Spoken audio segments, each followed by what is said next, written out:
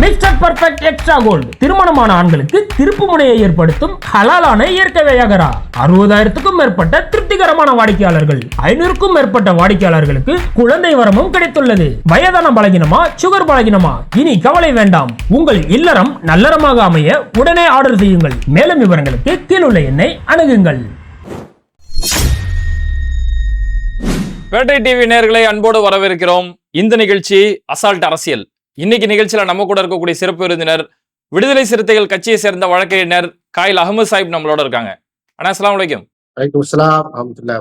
ஆனா இப்போ பிரதமர் மோடி RSS பத்தி பயங்கரமான அளவுல புகழ்ந்திருக்கிறாரு. சமீப காலமா இவங்க 2 பேருக்குள்ள பெரிய அளவுல விரிசல்கள் இருந்தது அப்படின்னு பேசப்பட்ட நேரத்துல நேத்து சுதந்திர தின பேச்சுல RSS ஒரு உலகத்திலே பெரிய தொண்டு நிறுவனம், இவங்களுடைய சேவைங்கிறது நாட்டுடைய வரலாறு பக்கங்களை பொறிக்க வேண்டிய விஷயம் அப்படின்னு சொல்லி இந்த அளவுக்கு திடீர்னு RSS புகழ்றது காரணம் என்னென்ன? RSS தொண்டு நிறுவனமா அல்லது குண்டு வைக்கும் நிறுவனமா அப்படிங்கிறத RSS காரன் சொல்லக்கூடாது. RSS இல்லாத மற்றவர்கள் சொல்ல வேண்டும். மகாத்மா காந்தியை, தேசபிதா காந்தியடிகளை 1948 கோச்சே RSS உடைய தொண்டன் என்ன செய்யறான், சுட்டுக் கொள்றான். இது ஒரு வகையான தொண்டு அவன் செஞ்சது. எமர்ஜென்சி காலத்துல 78 கால பகுதியில பாத்தீங்கன்னா இந்திரா காந்திக்கு எதிராக கடுமையான கிளர்ச்சியை பண்ணாங்க.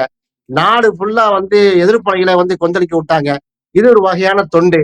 இதுதான் தொண்டு. நாடு ஃபுல்லா என்ன செஞ்சீங்க, கலவரத்தை ஏற்படுத்தி இருக்கிறாங்க. மீரட்டு, நெல்லி, முராதாபாத், பாகல்பூர் இதெல்லாம் என்னது கலவரங்கள். பாம்பே, கல்கட்டா, நம்ம லோக்கல்ல தமிழ்நாட்டில் உள்ள கோயம்புத்தூர் வரைக்கும் RSS 70 ஆண்டு காலமாக பல இடங்கள்ல குண்டு வைத்தும் கலவரத்தை ஏற்படுத்தியும் குஜராத் போன்ற மிகப்பெரிய இனப்படுகொலை செய்தும் தொண்டாட்டி இருக்கிறார்கள். ஆக RSS உடைய தொண்டு என்பது நாட்டுல மத கலவரத்தை உண்டு பண்றது, குண்டு வைப்பதுதான் RSS உடைய தொண்டா இருந்திருக்குது. அதைத்தான் ஓரளவு பாராட்டி தெரியல. கடைசியா எப்ப தடை பண்றாங்க RSS? 1992 பாபர் மசூதி இடிக்கும் போது இடித்த பிறகு என்ன செஞ்சாங்க, கடுமையான தொண்டாட்டினாங்க. ரத யாத்திரைங்கிற பேர்ல அதுவானி ரத்த யாத்திரையை ஓட்டினாரு. பல்லாயிரக்கணக்கான இஸ்லாமியர்கள், தலித்துகளை கொண்டு குவித்தார்கள். நாடு ஃபுல்லா ரத்த கலரையை ஓட்டினார்கள். எவ்வளவு பெரிய அழகான தொண்டு. இந்த தொண்டை பாராட்டி தான் பிரதமர் மோடி என்ன செஞ்சிருக்காரு, 92 நிமிஷம் பேசுறாருங்க. 92 நிமிஷத்துல பாரத் ஹே ஹமாரா ராஷ்டிரிய சுயம் சேவக் ஹே என்ன பேசுறாங்களா? என்ன தொண்டு செஞ்சீங்க நாட்டுக்கு? நாட்டை கபலகீனம் பண்ற அளவுக்கு உள்ள வேலையை தவிர வேற எதாவது செய்திருங்க. அது சுதந்திர போராட்டத்து தியாகிகளை நிறைவு கூறாம இவ்வளவு விஷயம் இருக்கு. பாருங்க, சுதந்திர பெரும் போரில் இஸ்லாமியர்களின் பங்கு, இது மாதிரி 10 வாலிபு இருக்கு. இது கதை இல்ல, வரலாறு. அவரு செங்கோட்டையில கொடியேற்றிட்டு பேசினாரு. அந்த செங்கோட்டை யாரு கட்டினது? அது பெரிய வரலாறு. இந்தியா கேட்ல பொதிக்கப்பட்டுள்ள 96,000 பேர் இருக்காங்க பாருங்க. சுதந்திர போராட்டத்துக்காக தன் உயிரை ஈன்றவர்கள், தன் உயிரை இழந்தவர்கள். அது 65,000 பேர் இஸ்லாமியர்கள். அதை பற்றி அவர் பேசல. சுதந்திரத்துக்கு ஒரு துரும்பை கூட நாட்டி போடாத, சுதந்திரத்துக்கு நேர் எதிரா நின்ற, இன்னும் பிரிட்டிஷ்காரனுக்கு அடிமை சாசனம் எழுதி கொடுத்த சவர்கருடைய பரம்பரையா நின்று பேசுறாரு மோடி. RSS நூற்றாண்டுகிறாரு. எங்களுக்கு தெரியாத என்ன மேட்டர்னு? RSSக்கு இவருக்கு உள்ள இருக்கிற உள்குத்து. RSSல இருக்கக்கூடிய மோகன் பாகவத் சொல்லிவிட்டார், தலைவர் மோடி ரிசைன் பண்ணிட்டாரு. 75 வயசு ஆன பிறகு யாருமே RSSலயும் பாஜக இருக்கக்கூடாது அப்படின்னு RSS சொல்லல. இதே மோடி, அமித்ஷாவும் யாரை நோக்கி சொன்னது? அத்வானியை நோக்கி சொன்னது. அத்வானிய பேக்ல போய் உட்காருங்க, வயசாகி போயிட்டு சொன்னாங்களா இல்லையா? அந்த வீடியோ பாத்தீங்களா இல்லையா? அப்ப 75 ஆண்டு காலம் யார் நிறைவேற்றுகிறாரோ அவர் என்ன செய்யக்கூடாது, RSSலயோ பாஜகவுலயோ பொறுப்புல இருக்கக்கூடாதுங்கிற விதி மோடிக்கும் பொருந்தும் என்கிற குரல் வலுத்ததுனால இன்றைக்கு இண்டிபெண்டன்ஸ் டேல சுதந்திர தின அந்த உரையில RSS என்று சொல்கிறார். RSS இல்லைன்னா இப்போ அமித்ஷாவோ ராஜ்நாத் சிங்க சமீபத்துல ஒரு பேட்டியில கூட சொல்லியிருந்தாங்க, எங்க கட்சியில 75 வயசுல ஓய்வடையணும் அப்படின்னு சொல்லி எங்க கட்சியில எந்த ஒரு கொள்கையுமே இல்லை அப்படின்னு சொல்றாங்களே. அப்படி சொல்லி RSSக்கு நான் தாண்டா பாஸ் அப்படிங்கிற விஷயத்த கொண்டு வந்தாங்க. காரணம் என்னன்னா, மோடியுடைய 11 வருஷத்துல பாத்தீங்கன்னா RSSக்காக இருந்த அந்த யூனிவர்சல் டோனர் இருக்கு பாருங்க. உதாரணமா US, UK இது போன்ற மேற்கத்திய நாடுகள்ல RSS, பஜ்ரங் தளம், VHP துணை அமைப்பா இருக்க துர்கா வாகினி, சேவா பாரதி, இப்படி 100கணக்கான துணை அமைப்பினுடைய மெம்பர்ஸ் அங்க இருக்கிறாங்க. இன்னும் அரபு நாட்டுல வலுவா இருக்கிறாங்க. அங்க இருக்கக்கூடிய அசோசியேஷன்லாம் காசை வசூல் பண்ணி எங்க அனுப்புனாங்கன்னா ஆர்எஸ்எஸ்க்கு அனுப்புறாங்க. இப்ப அந்த லாபி எல்லாம் யாரு கையில போயிட்டுன்னா குஜராத்தி கையில் போய்விட்டது. வசூல் பண்ற காசு ஃபுல்லா குஜராத்தில இருக்கிறாங்க. மோடி அமித்ஷாவுடைய லாபியா ஆகிவிட்டது. ஆர்எஸ்எஸ்ஸையே கட்டுப்படுத்துற அளவுக்கு குஜராத்தி லாபி வந்துட்டதுனால தான் இங்க அதுல பிரச்சனை. அதனால தான் இந்த குஜராத்தி லாபியை உடைத்து விடக் கூடாது என்பதற்காகத்தான் ராஜ்நாத் சிங் போன்றவர்கள், அந்த அமித்ஷா போன்ற மோடியுடைய பக்தர்கள் என்ன செய்யறாங்க? அப்படிப்பட்டதெல்லாம் கிடையாது. 2029லயும் மோடி தான் பிரதமர் வேட்பாளர் என்று சொல்லக்கூடிய அளவுக்கு சென்று விட்டார்கள். இந்த ஆர்எஸ்எஸ்ல மிகப்பெரிய ஒரு விரிசலை ஏற்படுத்தி விட்டது. ஏன்னா மோடியை வைத்து ஆர்எஸ்எஸ் அல்ல, ஆர்எஸ்எஸ்ஐ வைத்துதான் மோடி. அதனால மோடியே இதை சமரசம் செய்வதற்காக ரகசியமாக போய் சென்று அங்க கூல கும்பிட்டு போட்டு நம்ம பார்த்தோம். அப்ப இதன் அடிப்படையில தான் ஆர்எஸ்எஸ் மிகப்பெரிய தொண்டு இயக்கம் சொல்றாரு. யுனைடெட் நேஷன்ல என்ன பேரு ஆர்எஸ்எஸ்? இல்லண்ணா இப்போ குறிப்பா இப்ப இந்த ஓட்சோரி சம்பந்தமான விஷயம், பீகார்ல எஸ்ஐஆர் சம்பந்தமான சர்ச்சை நாடு முழுக்க பேசப்படுறதால இப்போ மோடிக்கு ஆர்எஸ்எஸ் ஓட தயவு தேவை அப்படிங்கறதால இந்த புகழ் பாட்டு பாடுறாரோ? அப்படி அவருக்கு ஒரு கருத்து இருக்கிறது. ஏன்னா ஓட்சோரியை பொறுத்தவரையில இவர்கள் இப்ப பாத்தீங்கன்னா உத்தரப்பிரதேசல செய்தான் சொல்லிக்கிட்டே இருந்தோம். இப்ப அகிலேஷ் யாதவ் களத்துக்கு வந்து விட்டார். மிகப்பெரிய பயங்கரமான ஒரு போர்ஸா அகிலேஷ் யாதவ் வந்துட்டாரு உத்தரப்பிரதேசல. பீகார்ல சொல்ல வேண்டிய அவசியமே இல்லை. அங்க இருக்கக்கூடிய நம்ம ஆர்ஜேடி கட்சியுடைய தொண்டர்கள் ரோட்ல இறங்கிட்டாங்க. அது போல பாத்தீங்கன்னா ஒரிசால நவீன் பட்நாயக் குரூப் ஃபுல்லா இறங்கி ஃபுல்லா நீ பண்ணிருக்க, இந்த முறைகள்லாம் நீ முறைகேடு பண்ணிருக்கான்னு சொல்றாங்க. கேரளால சுரேஷ் கோபி வெற்றி பெற்றதே செல்லாதுங்கிற அளவுக்கு கேரளா காங்கிரஸ் களத்தில் இறங்கி இருக்கு. நாடு ஃபுல்லா என்ன ஆகி போச்சுன்னா இவர்கள் திட்டமிட்டு ஓட் சோர் பண்ணிருக்காங்க, ஓட்டை திருடி இருக்காங்க, திருட்டு ஓட்டும் போட்டிருக்காங்க, ஓட்டை திருடியும் இருக்காங்க. செய்தது யாரு? மோடிக்காக பாஜகவுக்கு அந்த திருட்டு வேலை செஞ்சு ஆர்எஸ்எஸ் தானே. ஆர்எஸ்எஸ் உடைய திங்க் டேங்க்ஸ் தான், ஆர்எஸ்எஸ் உடைய குண்டர்கள் தான், தொண்டர்கள் தான் எல்லாம் செஞ்சாங்க. கற்பனையா சொல்லல. 2016 மோடியை பிரதமர் ஆக்க வேண்டும் என்பதற்காகவே பல 10 ஆண்டுகள் வேலை செஞ்சிருக்கான யஸ்வந்த் சிண்டையா. யஸ்வந்த் சிண்டே உடைய அறிக்கையை நீங்க பாருங்க. 2003, 2004, 2006 காலகட்டங்கள்ல மோடிக்காக நாங்க பாஜகவை ஆட்சி படத்தில் அமர்த்த வேண்டும் என்பதற்காக மகாராஷ்டிரா மராத்வாடா பகுதியில நான் தான் குண்டு வைத்தேன் சொன்னது யாரு? யஸ்வந்த் சிண்டே. அவர் யாரு? 25 வருஷம் ஆர்எஸ்எஸ்ல இருந்த முழு நேர ஊழியர். மாலேகான் குண்டு வெடிப்புல 3 பேரு குற்றச்சாட்டப்பட்டாங்களா, பிரக்யா சிங் உட்பட. இவரு பேரு அதுல இருக்கு. இவர் விசாரணை நடத்தப்படும் போது கோர்ட்ல தெளிவாவே என்ன செஞ்சாரு? அவரு ஒரு அபிடவிட்டை தாக்கல் பண்ணாரு.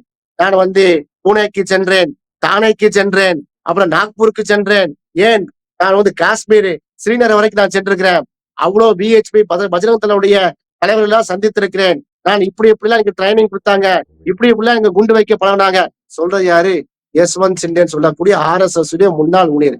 ஆக இப்ப சொல்லுங்க, இந்த ஓட்சோரிங்கிற அந்த அந்த குண்டு வைத்ததும், குண்டு வச்சுன்னா எப்படி? ஜனநாயகத்தை குண்டு வச்சு தகர்த்தது, மதச்சார்பின்மை குண்டு வச்சு தகர்த்தது, கான்ஸ்டியூஷனை தகர்த்ததும், உண்மையிலே கலவரங்களை ஏற்படுத்தி குண்டு வைத்ததும் எந்த அமைப்பு? ஆர்எஸ்எஸ் அமைப்பு. அந்த ஆர்எஸ்எஸ் அமைப்பை புகழ்ந்தால்தான் மோடியே பிரதமர் சீட்ல உட்கார்ந்து இருக்க முடியும் என்கிற நிலை வந்துவிட்ட பிறகு தன்னை இனி காப்பாற்ற முடியாது. சுப்ரீம் கோர்ட்ல இருக்கக்கூடிய நீதிபதிகள் சிலர்கள் ஆர்எஸ்எஸ் இருக்கிறாங்க.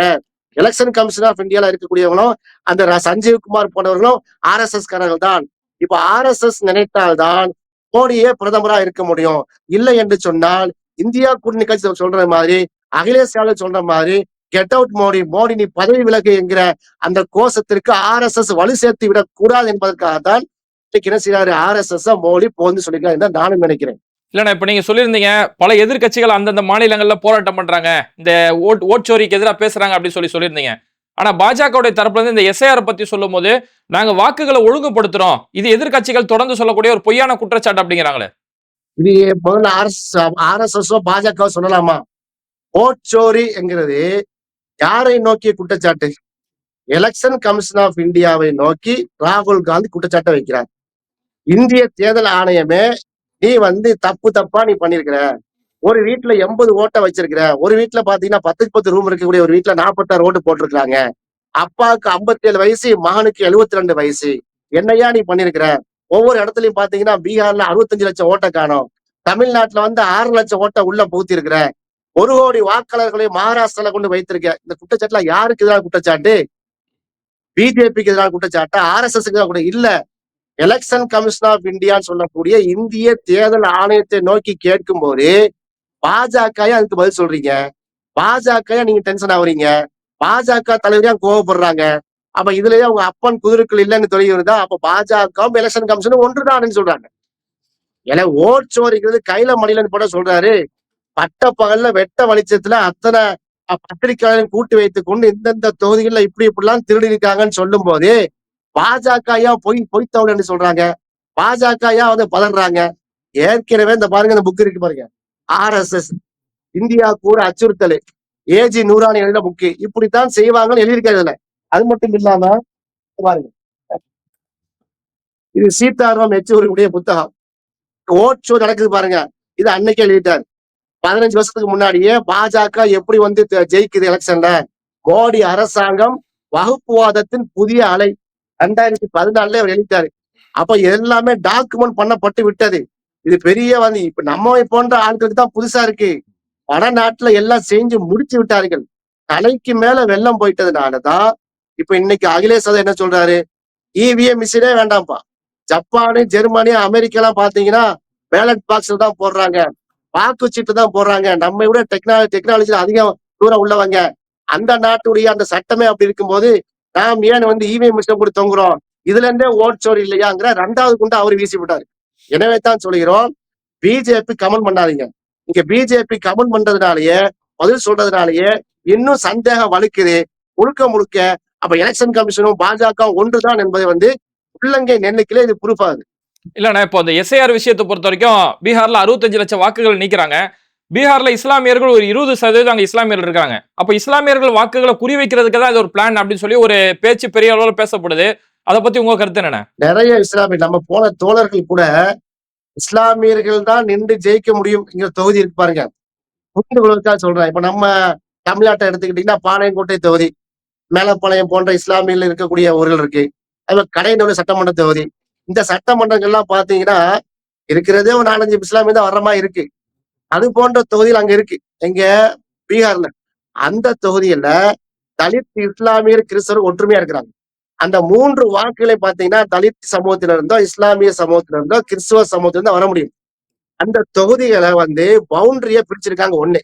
2வது நிறைய வாக்காளர்களை டபுள் என்ட்ரி ஆக்கியிருக்காங்க. அவங்க யாருன்னு பார்த்தா பாஜக ஆதரவு வாக்காளர்கள். இது 2வது. 3வது அங்க இருக்கக்கூடிய வாக்காளர்கள் நீங்க ஊடுருவல்காரர்கள், நீங்க உங்களுக்கு சர்டிபிகேட் இல்லைங்கிறாங்க. அவங்க போய் என்ன செய்யறாங்க, இந்த இருக்குப்பா ஆதார் கார்டு, இந்த இருக்கு ரேஷன் கார்டுன்னு காமிச்சனா இதெல்லாம் செல்லாது, இது ஆதார் கார்டு செல்லாதான். அப்ப என்ன இதுக்கு ஆதார் கார்டை நீங்க பெருசா பில்டப் பண்ணீங்க, ஆதார் கார்டோட இதை இணைங்க, ஆதார் கார்டோட ஓட்டர் லிஸ்ட இணைங்க, ரேஷன் கார்டை இணைங்க, கேஸுக்கு தரவும் இப்படிலாம் சொன்ன ஆதார் கார்டு செல்லாதுன்ட்டாங்க. இப்படி பார்த்தா 11 ஆவணத்தை கொண்டு போனாலும் செல்லாது என்று சொல்லுவாங்க. காரணம்னு பார்த்தா அங்க இஸ்லாமியர்கள் தொடர்ச்சியாக தலித், இஸ்லாமியர், கிறிஸ்தவர்கள் தொடர்ச்சியாக பாத்தீங்கன்னா ராஷ்டிர ஜனதாதளம் லல்லு பிரசாத் யாதவுடைய கட்சிக்கு தான் என்ன செய்றாங்க, வாக்களிக்கிறாங்க. நிதிஷ்குமாரை விட்டும் பாஜகவை விட்டும் என்ன செஞ்சாங்க, அவங்க அவங்க அந்த கட்சியை ஓரம் கட்டிட்டாங்க. இப்ப எலெக்ஷன் நடந்துச்சுன்னா RJDன்னு சொல்லக்கூடிய இந்த லல்லு பிரசாத் யாதவுடைய கட்சி தான் அமோக வெற்றி பெறும் என்கிற அளவுக்கு அங்க இருக்கிற காரணத்தினால்தான் 65 லட்சம் வாக்காளர் எடுத்திருக்காங்க. மேக்சிமம் பாத்தீங்கன்னா இஸ்லாமியர் வாக்குகளையும் தலித் சமூகத்தை வாக்கையும் குறிவைத்து தாக்கியிருக்கிறார்கள். அங்க பட்டியல் போட்டாங்க பாருங்க, கிட்டத்தட்ட ஒரு 37 தொகுதிகளை குறிவைச்சு தாக்கியிருக்காங்க. அதுல பாத்தீங்கன்னா ஒரு 11 நாடாளுமன்ற தொகுதியில இடைத்தரகளை குறிவைத்து பண்ணிருக்காங்க. இப்ப அதெல்லாம் பாத்தீங்கன்னா இந்த RJD வரைய முடியாது அங்க அளவுக்கு இருக்கிறது. நீங்க அருமையான கேள்வி கேட்டீங்க. குறிப்பிட்டாப்ல மிக முக்கியமாக பாதிக்கப்பட்டது இஸ்லாமியர்கள் என்பதுதான் உண்மையான சம்பவம். சரிண்ணா, இது ஒரு குறுகிய நேரத்துல இந்த சர்ச்சைகள் சம்பந்தமான பல்வேறுபட்ட செய்திகளுக்கு ரொம்ப அழகா தெளிவுபடுத்தினீங்க. நிகழ்ச்சியில கலந்துட்டு ரொம்ப நன்றி. கண்டிப்பா அடுத்த ஒரு நிகழ்ச்சியில சந்திப்போம். மகிழ்ச்சி, வார்த்தை. இது மாதிரி வீடியோக்களை தொடர்ந்து பார்க்கறதுக்கு மறக்காம பேட்டை டிவியை சப்ஸ்கிரைப் பண்ணிட்டு இந்த வீடியோக்களை உங்க நண்பர்களுக்கு அதிகமா ஷேர் செய்யுங்க. இணைந்திருப்போம்.